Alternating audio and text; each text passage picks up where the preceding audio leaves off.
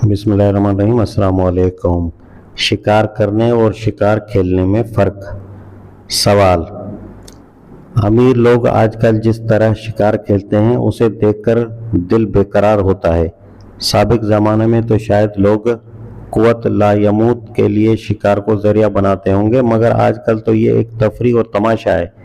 بعض لوگ جنگل یا کسی کھیت میں جال لگا کر خرگوش پکڑتے ہیں، پھر اس کو بوریوں میں ڈال کر کسی میدان میں لے جاتے ہیں اور ان کے پیچھے کتے چھوڑتے ہیں۔ خرگوش کو کھلی جگہ میں کوئی جائے پناہ نہیں ملتی تو وہ دوڑ دوڑ کر ہار جاتا ہے اور کتے اسے پھاڑ ڈالتے ہیں۔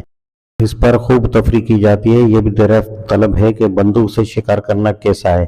اس معاملے میں میرے سامنے پارہ دوم کی یہ آیت ہے کہ جب اسے اقتدار حاصل ہو جاتا ہے تو زمین میں اس کی ساری دوڑ دھوپ اس لیے ہوتی ہے کہ فساد پھیلائے۔ البقرہ آیت نمبر 205۔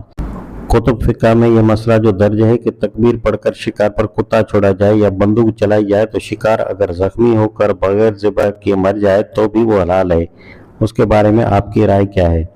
جواب: شکار کھیلنا میرے نزدیک مکروہ ہے، البتہ شکار کرنا جائز ہے۔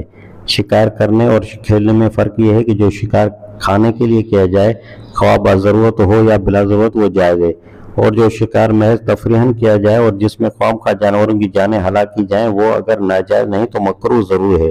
کسی جانور پر اگر شکاری کتے یا دوسرے شکاری جانور کو اللہ کا نام لے کر چھوڑا جائے اور وہ شکاری جانور کے حملے سے مر جائے تو اس کا کھانا عذر قرآن جائز ہے، اور اگر تیر اللہ کا نام لے کر چھوڑا جائے اور اس کی ضرب سے جانور مر جائے تو اس کا کھانا عذر حدیث جائز ہے۔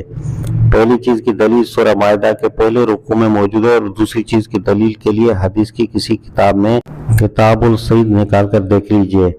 بندوق کے متعلق آپ نے جو کچھ لکھا ہے وہ کتب فقہ میں مذکور نہیں ہے۔